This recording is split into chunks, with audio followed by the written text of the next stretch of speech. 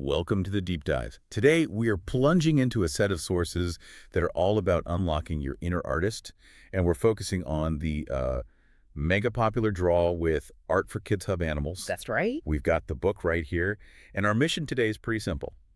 We're creating the ultimate shortcut. We're going to pull out all the foundational knowledge, the specific techniques that Rob Jensen and his family developed. And the goal really is for you to be able to just jump right in, to get drawing, understand color, build a scene, all without getting bogged down in, a ton of technical jargon. I love that. And what makes this method so successful is that it really prioritizes enjoyment over perfection. Absolutely. A whole Art for Kids Hub platform is famously family-driven. You've got Rob Jensen, his wife Taryn, and their 4 kids. Jack, Hadley, Austin, Olivia. This isn't like a stuffy traditional art class. It's more like an instruction manual for just sharing the joy of making art. Okay, so here's our roadmap for this deep dive. We're going to unpack their drawing philosophy first.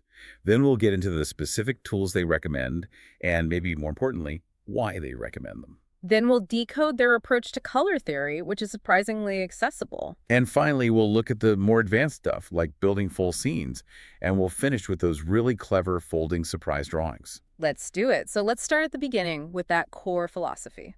The whole vibe of this teaching method is just so welcoming. It's not intimidating at all.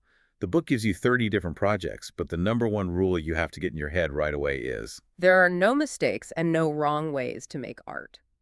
Exactly. Rob says that explicitly. It's all about having fun and just practicing. It's a huge mindset shift, And they make the practical side of it so easy. Whether you're using the book or a video, the key thing to look for is the color red. Ah, right.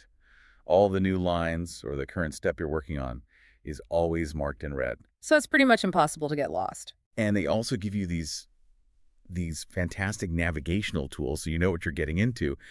They have a simple key for complexity. Yep. Level 1 is the easiest, perfect for a beginner. Level 2 is intermediate. And level 3, well, that's for things that are a little more challenging. A bit more detail, maybe? Exactly. And that ranking is so helpful for managing frustration. If you're just starting, you can do a level 1 project like Harry the Hedgehog. It's all gentle curves, very approachable. Okay. But if you're feeling confident, you can jump to a level 3 like the Cat-Eye Corn Cutie or Sid the Squirrel, which have more intricate parts. You know the complexity before you even pick up your marker. So when you actually look at the structure of these drawings, what's so fascinating is how they demystify it all. You're not starting with a perfect, complicated outline. No, not at all. You're starting with geometry. Right. The fundamental idea is that every single drawing can be broken down into really basic shapes. We're talking circles, triangles, ovals, egg shapes, and even bean shapes. Yeah. Once you can draw those, you're basically just connecting them. And I think that bean shape is just genius. It's so much easier to get the natural curve of an animal's body, starting with that, than trying to sketch some perfect curve from scratch. For sure. And once you have the basic shape, they guide you on adding different kinds of lines, loops, dots, squiggly lines, and that's what starts to turn the shape into a real character. And then you give it personality. They really emphasize how just a few simple lines can totally change the mood. Yeah, you don't need a bunch of complex shading. You can show happy, angry, scared, sneaky, all just by changing the curve of the eyes and the mouth. It's storytelling with just a few lines. Okay, so we get the philosophy, shapes, and fun. Now we have to talk about the tools you need to actually do it. This is where we move from theory to, I guess, material science. And the first choice they talk about, maybe the most surprising one, is for outlining. Their preferred method is to go straight to a permanent black marker. Whoa, okay, that feels bold.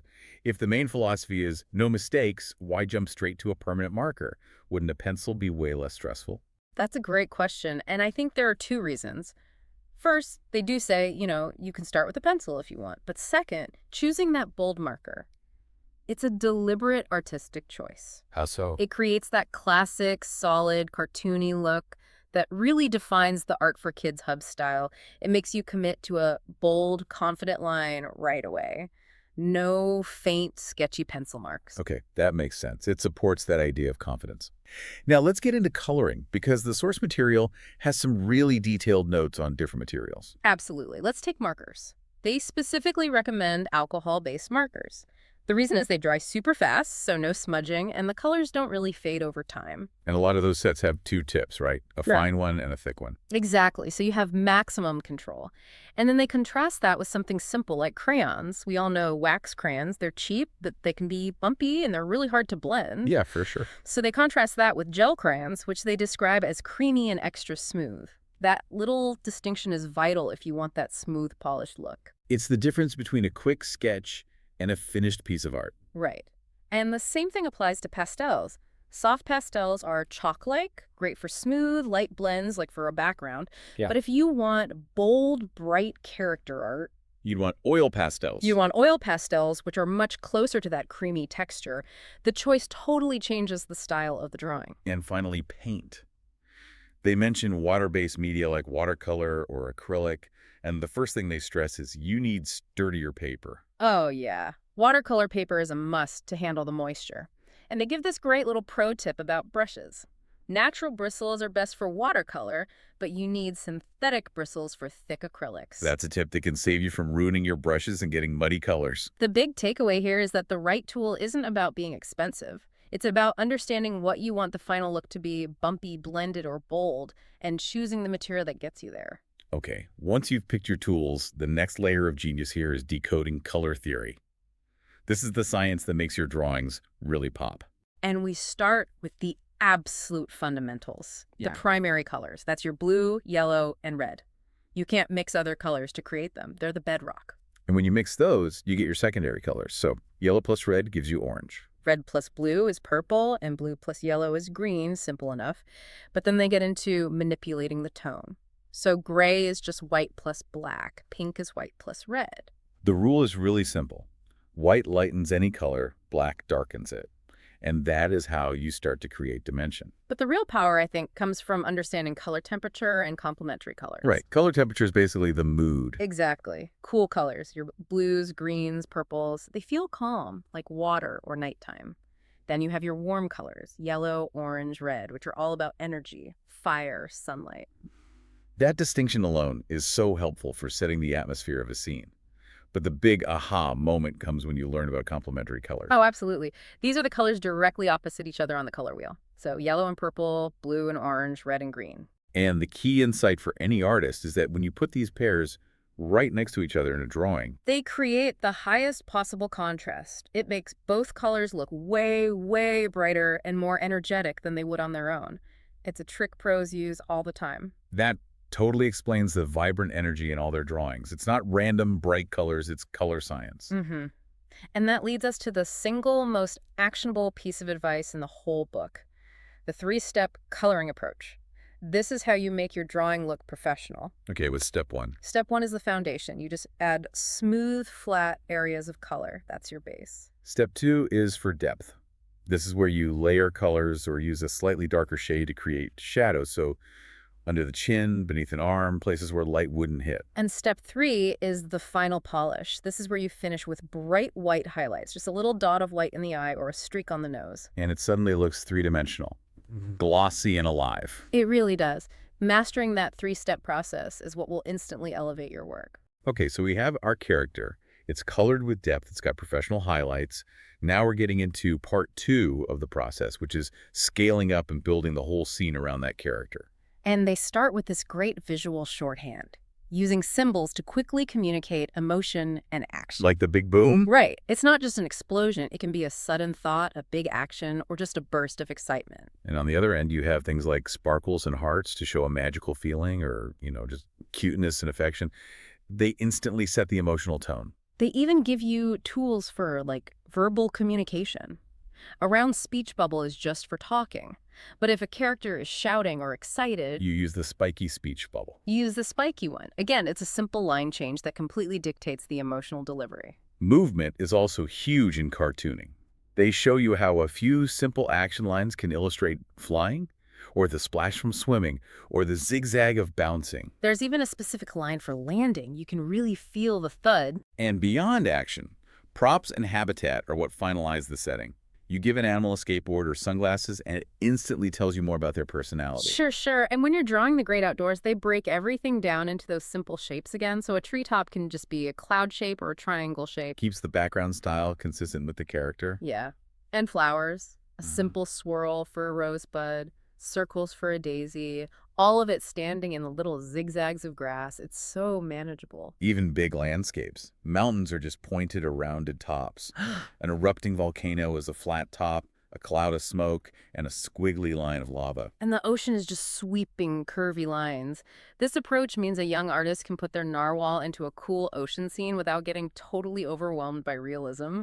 You really see it all come together in projects like the shredding monkey, which is used as a prop in movement lines, or the fox in the forest, which builds a whole world with those simple tree shapes. Okay, this brings us to what I think is the coolest part. The advanced technique spotlight on folding surprise drawings. This is where the method gets really unique. Blending drawing with actual interactivity. So it's a drawing on a piece of folded paper that reveals a surprise when you open it up. Exactly. And it forces you to think in terms of sequence and action, not just the static picture.